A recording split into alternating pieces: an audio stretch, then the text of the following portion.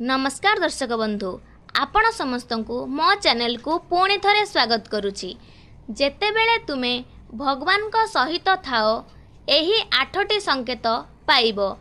सुख दुख तो जीवन रे एक अंश अटे, किंतु आपण को एपरी बहुत लोक मिली जिबे जे माने निज जीवन रे एते निराश होई जाइछंती जे सेमानंकु नै एमिति चिंता सबु आसी थाए जेपरी भगवान तांकु भूली ही जाइछंती किंबा तांकु प्रेम करुनाहंती।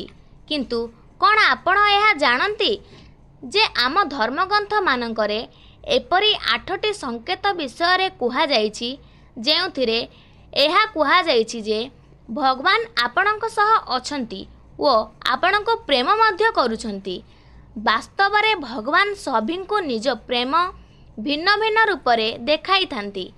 काहा जीवन रे अपार दुख रही थाए तो अन्य काहा जीवन रे ताकू सबु किछि मिली जाई थाए, किंतु जेबे एपरी होई थाए सेतेबेले तार भगवान को उपरु भरोसा उठिबाकू लागि थाए एवं एही भावना रे पड़ी जाई थाए जे कौन एबे आम पाई भगवान को स्नेह कमी गलानी। किंतु बंधु माने आपणको एही द्विविधा को दूर करिबा लागि मु एपरी 8टी संकेत को जणाइबा पाई जाउछि जहा भगवान आपणको साथी रे रहितिबार सूचना देई पारिबो। ईश्वर जदि आपणको प्रेम करुथांती तेबे ताहार प्रथम संकेत हेउछि आपणको लक्ष्य अनुसारे जहाँ भी करिबे सेथिरे प्रथमे विफलता मिलिबो।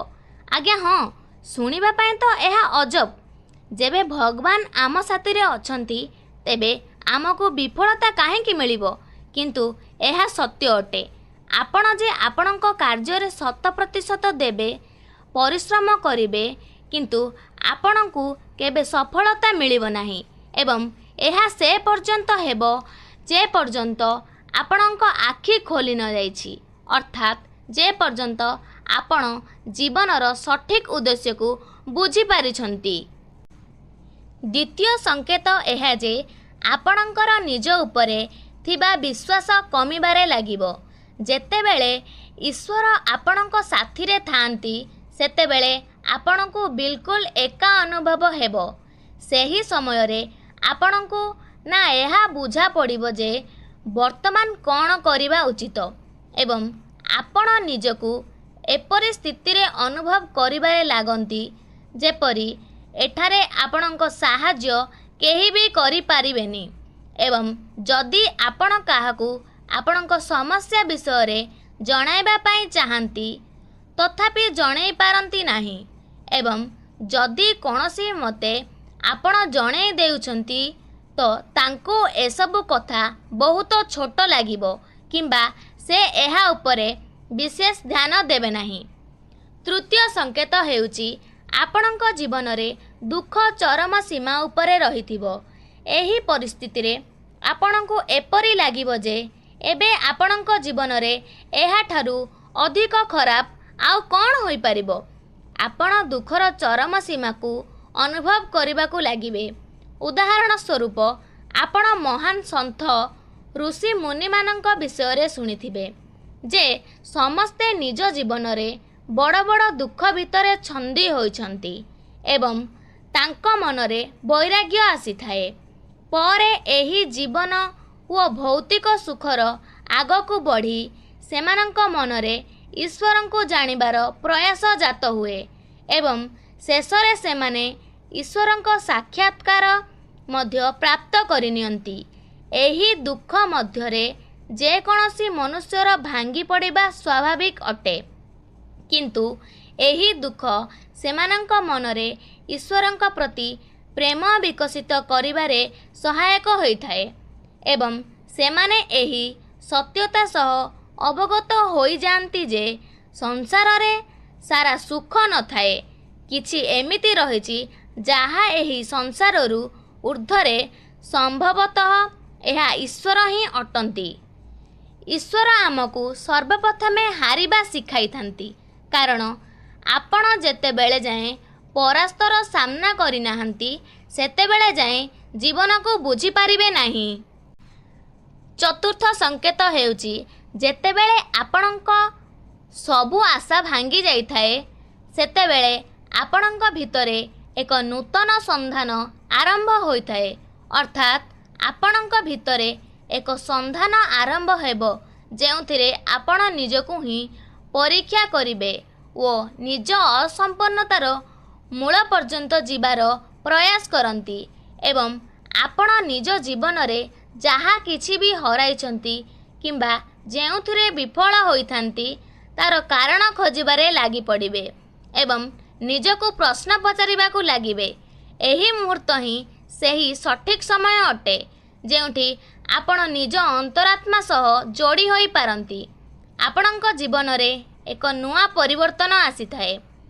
भगवान जदि आपणक साथी रे अछंती ताहाले आपणक चरित्र रे परिवर्तन आसीबारे लागिबो।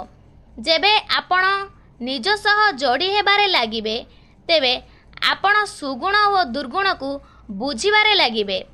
एहा द्वारा आपणक गुण को परिवर्तन करिबा और बुझिबारे सफल होई परिबे एवं आपण पूर्वथरु अधिक शांत और स्थिर एवं कथा गुड़ी को अधिक जटिल स्तरु बुझिबारे लागिबे। जेबे मध्य आमे ईश्वरंक संधान रे बाहरी थाउ तेबे सर्वप्रथमे से आमर अंतपथरे परिवर्तन आनी थांती जहा द्वारा आमे तांको भाषा को बुझी पारिबा। जेउ पर्यंत आमे ईश्वरंक गुण को बुझी न पारिबा से पर्यंत आमे ईश्वरंक प्रेम को मध्य बुझी पारिबा नाही। सेथिपाई ईश्वर आम भितरे परिवर्तन आनिछंती आमको तांको संदेह व भाषा को बुझिबार योग्य बनाई थांती। एथिपाई तांको आमको दुख देबारे हेउ किंबा अन्य कोनोसी रास्ता आपणेबाकू पड़ू। षष्ठ संकेत हेउची आपणकर कोनोसी कामरे हार जीतर अनुभव कराइबे नाही। एहा सेही समय अटे जेउठी आपण पूरापूरी भावे बदली जाइथिबे। आपणक भितरे जीवन को देखिबार जेउ दृष्टिकोण रहितिला सेथिरे परिवर्तन आसीथाए जेउथिरे बाहरे घटुथिबा घटनार प्रभाव मध्य आपणक मनरे बहुत कम होइथाए। बाहरे घटुथिबा समस्त घटना एक नाटक रूपे आपणकु प्रतीत हेबो। आपणक मन मध्यरे एक साक्षी भाव आसीजिवो। सप्तम संकेत हेउची जेतेबेले आपणकु एहा अनुभव हेबारे लागिबो जे आपण ईश्वरंक बहुत निकटरे पहुँची सारिछंती सेतेबेले आपणक सहित एक आश्चर्यान्वित घटना घटिबो। एहाकू आपण ईश्वरंक सबुठारु बड़ परीक्षा भाबी पारिबे। एठारे आपणक विश्वास आपणक वृद्धिर तुलना हेबो। जहा किछि भी आपण निज यात्रा और साधनारू शिखिथिबे एही समय रे आपणक जीवन रे एपरी समस्या दुख आदि किंबा सुख अयस आराम आसीजिवो जे आपणकु वास्तव रे लागिबो जे ईश्वर तो किछि नुहंती सबु एक मिछ अटे। एसबु सबुठारु अधिक धैर्यर होइथाए।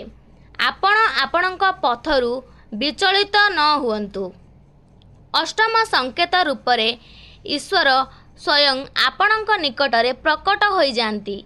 से केउ रूपरे मध्य हुअन्तु पछे एही शेष संकेत एते विचित्र अटे कि एहाकु शब्द माध्यम रे आलोचना करा जाई पारिबो नाही। एही स्थिति रे पहुँचिला परे आपणक मनरे कोनोसी संदेह रहिबो नाही जे ईश्वर आपणक साथी रे अछंती बरम प्रत्येक मुहूर्त ईश्वरंक सहित रहिबार अनुभव हेबो। तेबे दर्शक बंधु जदि आजिर भिडियोटी आपणक उपकार रे आसी थाए तेबे भिडियोटी को लाइक शेयर व कमेंट करंतु। जदि आपण माने मो चैनल को नुआ आसीचंती तेबे मोर सान्वी क्रिएशन यूट्यूब चैनल को सब्सक्राइब करी बेल आइकन को प्रेस करंतु जहा द्वारा मो चैनल रे आसुथिबा समस्त नुआ नुआ वीडियो को आपण प्रथमे देखि पारिबे।